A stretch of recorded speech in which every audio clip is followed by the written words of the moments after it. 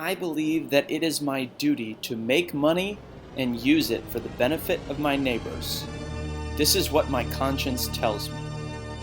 John D. Rockefeller. Oh, hi. Mr. Lahasky here. And today, we'll look at the prevailing thoughts on social welfare during the Gilded Age.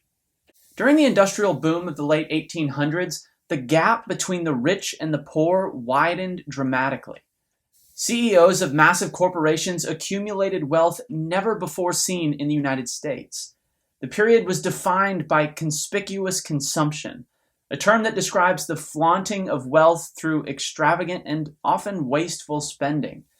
But only blocks away from the impressive mansions of the Gilded Age lived some of the poorest Americans in the country's history. Americans who, despite long hours of manual labor, earned little more than $1 a day. As we now know, the low wages and poverty of the Gilded Age were brought on by economic and political circumstances.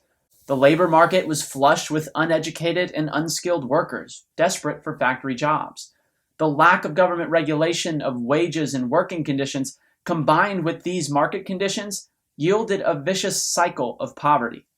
As the 1800s came to a close, the wealth gap of the Gilded Age became harder and harder to ignore, and Americans began asking a big question. What should we do about all these poor people? The question sounds callous, but it captures an important realization of late 19th century Americans. The country, after all, was founded on equality. It had just endured a devastating civil war over equality, and yet inequality was so prevalent and so visible. Near the turn of the 20th century, Americans began discussing economic inequality as an important social issue for the first time. Today, we'll examine three of the dominant social theories that emerged. These theories attempted to explain the wealth gap of the Gilded Age and propose remedies for it. Each of our big ideas today outline one of the social theories of the Gilded Age. Here's the first.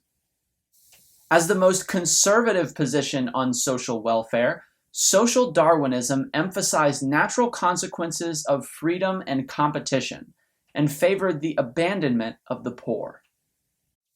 In 1859, biologist Charles Darwin sent shockwaves through the scientific world with his book on the origin of species. In this book, Darwin presented evidence of an evolutionary mechanism called natural selection. The essence of Darwin's scientific theory is the principle of survival of the fittest. Those members of a population most equipped to compete for resources are most likely to survive, reproduce, and pass on their traits to the next generation. In the late 1800s, Darwin's theory was adapted to explain economic inequality in society. This became known as Social Darwinism. Social Darwinists like the Englishman Herbert Spencer argued that poverty exists because some members of society are less fit than others. In short, they believed that poor people were poor because they were unintelligent, lazy, or otherwise incapable of competing for limited resources. Social Darwinists acknowledged that poverty was a problem, but they believed that that problem would solve itself if left perfectly alone. They suggested that in time, the poor would simply die out, and they thought this was a good thing. Herbert Spencer wrote, "The poverty of the incapable, the distresses that come upon the imprudent, the starvation of the idle, and those shoulderings aside of the weak by the strong are the decrees of a large, far-seeing benevolence." Social Darwinists like Spencer believed that poverty was essentially nature's way of cleansing society of its unfit members. For this reason, Social Darwinists rejected any attempts to provide aid to the poor. They opposed public welfare programs, public education, minimum wages, health care for the poor, rent controls, and public housing. All of these things, in the eyes of Social Darwinists, interfered with the natural competition of the world and infringed on the freedom of the strong to shoulder aside the weak. Because of these beliefs, Social Darwinists were among the biggest supporters of laissez-faire economic policy during the Gilded Age. Now, we should note here that social Darwinism relies on a couple of faulty assumptions, and the theory has been widely discredited in the 150 years since its emergence. The first problem with the theory is that it relies on the idea that intelligence and work ethic are the only determinants of a person's success. Of course, this isn't true, and it's been proven. In 2019, a Georgetown University study found that intelligence is not the main determinant of a person's success. Wealth is. Researchers found that students with high intelligence from low-income families were less likely to become wealthy than students with lower intelligence from families with money. Of course, this is not to say that poor people can never become rich with hard work. After all, Rockefeller and Carnegie both built their empires from nothing. But the perfectly level playing field on which the theory of social Darwinism relies does not exist. The second major problem with social Darwinism is that it incorrectly assumes that work ethic and laziness are inherited traits. No scientific evidence exists to support this, despite a number of attempts in recent decades to find genetic markers for those qualities. Still, it's not hard to see why social Darwinism was popular in the late 1800s, especially with rich people. It justified their privileged lives by stroking their egos. It seemed to coincide with the cutting-edge science of the period. It also seemed to be observable, since poor people's children tended to stay poor and rich people's children tended to stay rich. But as we now know, other factors were also at play. The wealth of the Gilded Age tycoons provided a starting point and a safety net for their children and, for that matter, their children's children. John D. Rockefeller's descendants today are still worth an estimated $11 billion. We also saw in the last lecture how conditions in the Gilded Age trapped the impoverished in a vicious cycle, especially as low wages forced poor children away from schools and into factories. But not everyone believed in the doctrine of social Darwinism. Our second social theory originated with Andrew Carnegie. Andrew Carnegie's Gospel of Wealth suggested that the rich should provide opportunities for the deserving poor.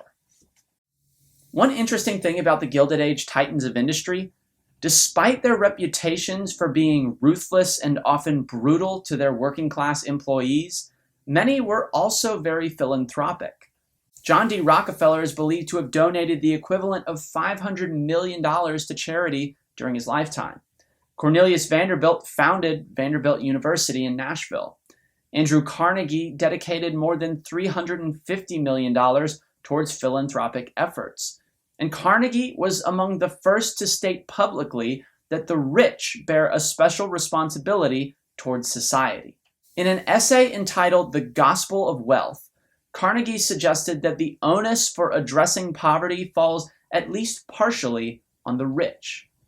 Now, like many social Darwinists, Carnegie believed that the rich were among the most industrious members of society, and that their success was no accident. But unlike social Darwinists, Carnegie acknowledged that some poor people were capable and earnest individuals who had fallen victim to accident or circumstance. Carnegie believed that the wealthy shared a responsibility for improving society and helping these deserving poor. But Carnegie did not favor blanket donations to the impoverished. Instead, he encouraged the rich to find ways to help the poor help themselves. Carnegie's own philanthropic efforts epitomized this belief. Carnegie funded over 2,500 free libraries across the country, hoping to provide educational access to people who otherwise wouldn't have it. Carnegie's Gospel of Wealth was indeed influential.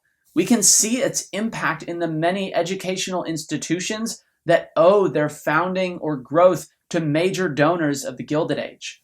But there was another social theory circulating near the turn of the 20th century, one that implored the everyday citizen to do their part to clean up society. This is our third big idea. The social gospel, promoted by Walter Rochambeau, held that Christians had a moral obligation to the ills of society, including poverty. Up to this point in our story, we've covered two major religious awakenings in American history. The first swept the American colonies in the early 1700s, while the second hit the U.S. in the 1830s, 40s, and 50s. Some historians argue that the United States underwent a third such awakening in the late 1800s, albeit one of lesser consequence than its predecessors. Much like the Second Great Awakening, the religious energy of the Gilded Age focused on social reform. And from this emphasis emerged our third social welfare theory, the social gospel. Walter Rochambeau, a Baptist pastor from New York, was a leading proponent of the social gospel, which held that Christianity called upon all of its followers to purge sin, not only from themselves, but from society as well.